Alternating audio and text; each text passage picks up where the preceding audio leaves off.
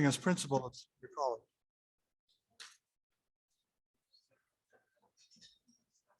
Got it.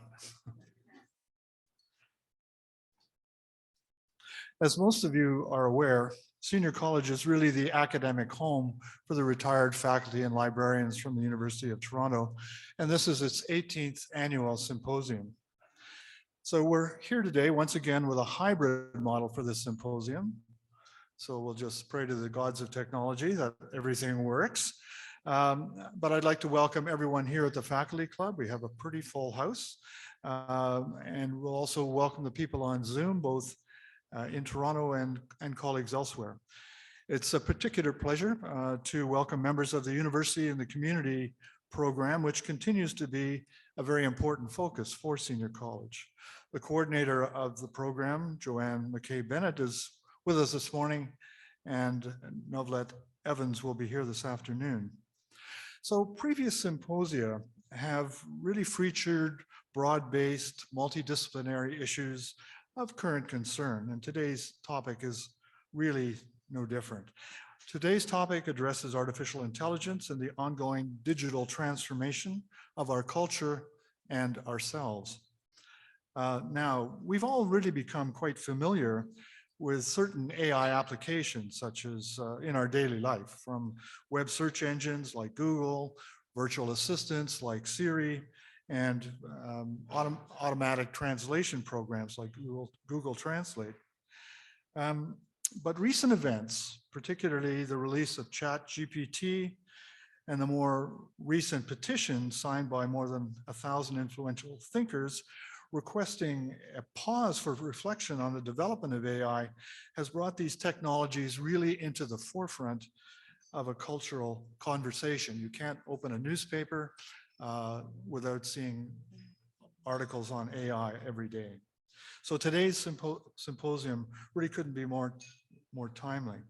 So I'd like to congratulate the co-chairs of the symposium committee, Margaret Proctor and Bill Logan, as well as all the members of the committee for organizing what appears to be a sterling set of talks today. I'd also like to acknowledge our administrator, Venice Crosdale, for organizing the advertising and the registration for today. Finally, I'd like to thank our donors, who you will see in your program. BMO Financial Services, a supporter of these symposia for several years.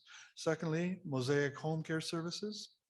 This is a new supporter this year. It offers many services to seniors in the community. And Jane Teasdale from Mosaic is here with us today. A third sponsor is Del Manor, Inspired Retirement Living. And Del Manor has a number of retirement communities throughout Southern Ontario.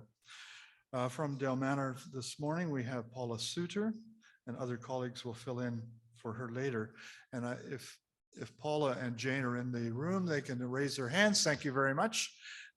Please feel free to approach Jane or Paula or their colleagues with queries about the services for you or members of your family. Finally, Del Manor, which really prides itself on its dining services, is also offering a kind of set of door prizes, which are really dining with guests in a private dining room at one of the Del Manor sites. So you may wish to fill out a ballot for this lottery. They're on a table at the back in the lounge, I guess now, and the draws will be held during the reception afterwards. We're very grateful to all of our donors for their support.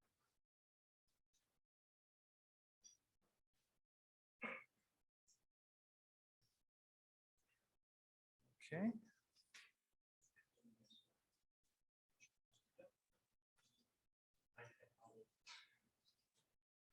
So I'd like to invite Bill Logan to introduce our first speaker.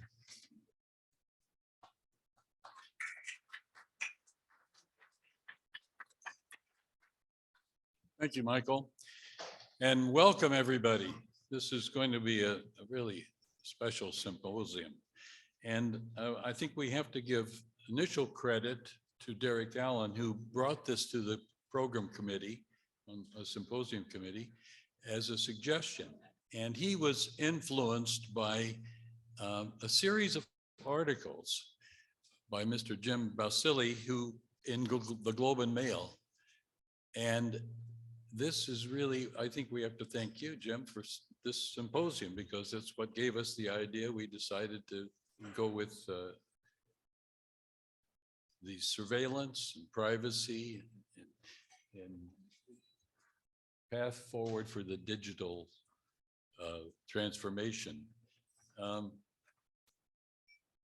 Mr. Jim Balsillie, it is well known to all of you, I'm sure, but what he is going to be speaking about relates to his being the founder of the Digital Rights, Center for Digital Rights, and he's a member and founder of many other organizations, but that's the one he's going to be speaking to.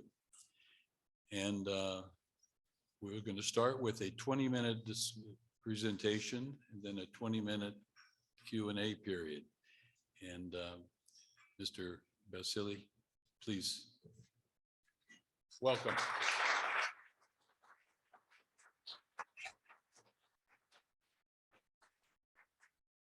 Thank you very much. It's a pleasure to be here with you today. And I've called my remarks to 15, so we have more time.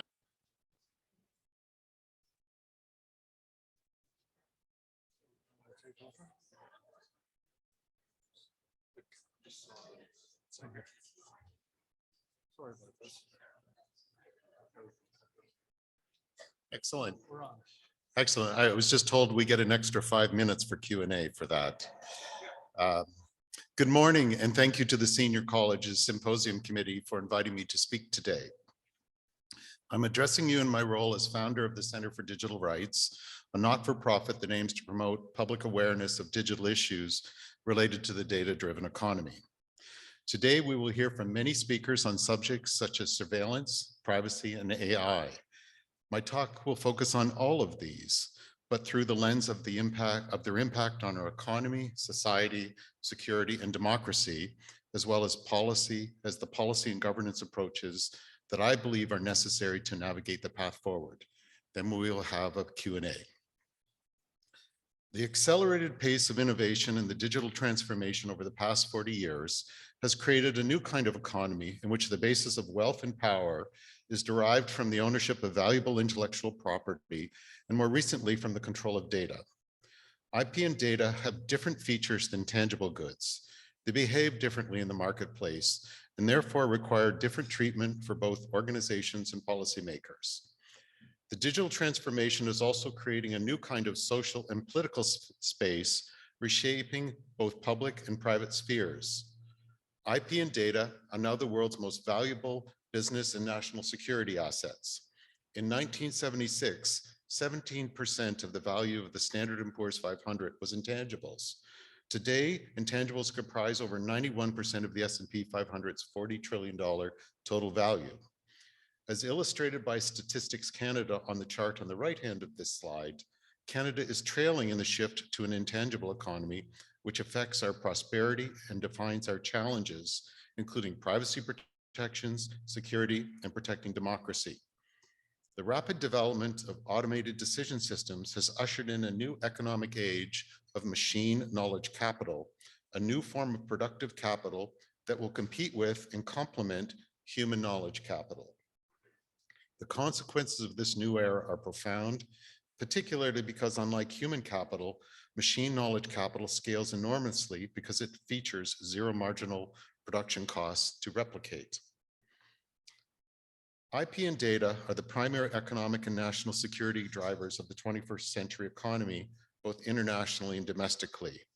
We must evaluate and govern these assets for their economic, security, and social effects. Machine learning is a general purpose technology that is impacting all sectors and parts of society while generating enormous amounts of data. It leads to the winners gaining enormously enhanced economic, technological, and military powers. You cannot patent data, but you can patent around it and block access even when the data is shared. As such, there's a global race underway by large firms and nation states to own critical IP, especially for key emerging areas such as AI and machine learning. For example, in 2018, the Chinese government filed more than 30,000 AI patents, an impressive 10-fold jump in 5 years, and about 2.5 times that of the US government, which is surpassed for the lead. As of 2021, China's public and private sector have filed 71% of all global AI patents. The recent release of ChatGPT is demonstrative of the accelerating pace of adoption and proliferation of enhanced AI technologies, all before the impacts on users and society are more fully understood. The platform reached 1 million users in 5 days, surpassing by months and years the time it took other platforms to achieve. This shows that consumer willingness to try new products, engage with new platforms is high, despite potential harms. As prominent technology author Evgeny Morozov recently wrote, and I quote, "What we call artificial intelligence today is neither artificial nor intelligent," end of quote. The cross-cutting nature of these technologies has foundational impacts which need to be fulsomely explored and governed for. Today's technologies get much of their power from their control of data. As part of the digital transformation, we now depend on a vast network of internet and telecommunications infrastructure developed to allow for the open and rapid exchange of information and services. The implications of data, however, are vast and cross-cutting. Data governance encompasses values, the distribution of wealth, preserving competitive markets, preserving health, especially for our youth, maintaining the integrity of democratic processes, ensuring national security, and indeed preserving our privacy. Data is the essential input into artificial intelligence, but since AI sees the human being only in datafied form, the regulation of AI must be premised on private individuals having rights and recourse to remedies concerning the use of and control over their data profile. Also, given its social nature and non-rivalrous public good characteristics, data gives rise to spillovers or externalities, both good and bad. Data has population level impacts such as entrenching social and economic inequality, as well as aggression and polarization. Individual consent rights do not and cannot address these effects. The harm of commodification of personal data goes beyond the undermining of one person's autonomy to commodifying communities and their social relations. Legal frameworks, therefore, must move beyond an exclusive focus on individual rights and remedies towards broader upstream prohibitions on data collection. We also need new publicly controlled institutions that govern data that is legitimately collected for socially beneficial purposes. Data governance is the most important public policy issue of our time. Whoever controls the data controls who and what interacts with it. Data is protean, meaning any data collected can be reprocessed and analyzed in new ways in the future that are unanticipated at the time of collection. This has major implications, not just for privacy protections, but for security, democracy, and the governance of the whole economy. Abusive data compromises the very democratic processes which we rely on to intelligently and effectively address urgent challenges. Societies that are torn apart by misinformation, including about climate change and vaccines, behavioral manipulation at scale, and whose democratic institutions are under attack, cannot effectively address these challenges. Data governance must include the establishment of enforceable rules and norms to govern the applications that data has trained, because we must avoid private decisions becoming default regulation for society. AI is a new general purpose technology that, like electricity, is a new factor of production, like labor or capital. But calling computer algorithms artificial intelligence is highly misleading because there's nothing intelligent about them. Algorithms embed the interests and norms of those that design them and use historical data that may be inaccurate or have bias, all lacking any intrinsic moral dimension in decisions. Because it takes data from the past, it assumes the future resembles the past, which is why AI is so controversial when applied as a tool for predictive policing or financial services. So let's more appropriately call them automated decision systems, because however useful, they contain no genuine human intelligence.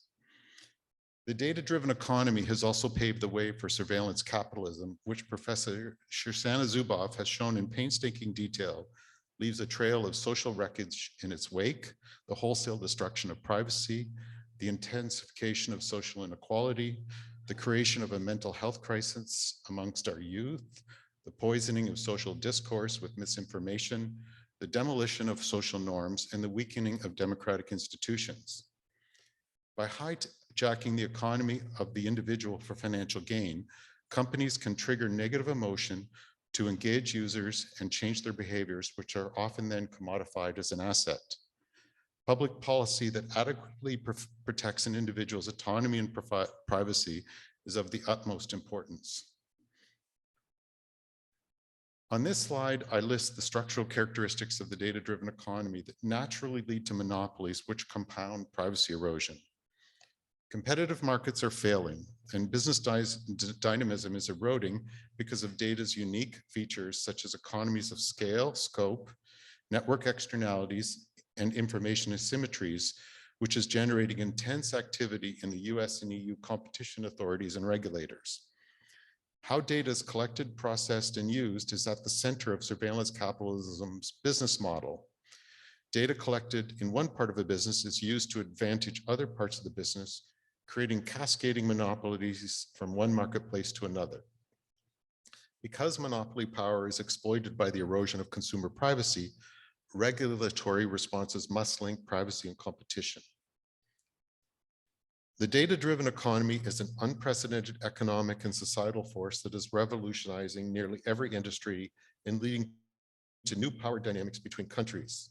Data capital stocks create critical new issues regarding ownership of data and national regulations in the data-driven economy.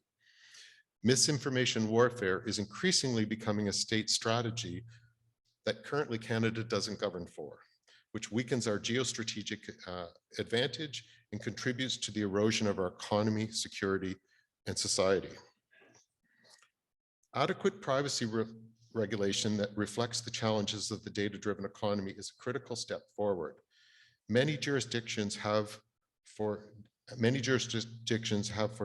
decades been updating their privacy regime in real time to keep up with the acceleration of technology. In Canada, though, false narratives have prevented meaningful progress in protecting Canadians from the harms associated with the data-driven economy. In particular, the purported need to, and I quote, balance between privacy and innovation is often projected as an impediment to business when no such trade-off exists, nor is it substantiated by any credible research. In fact, proper regulation and limiting the data collection can restore competitive market dynamism, which enhances innovation. In France, Germany, and the UK, competition authorities have formally linked arms with privacy regulators and started to cooperate on cases. In the Netherlands, the regulators for data protection, competition, media, and financial markets recently committed to sharing expertise on data processing, AI, and other digital business areas. In the US, recent statements by the FTC and DOJ make the case that privacy and antitrust can no longer be separated.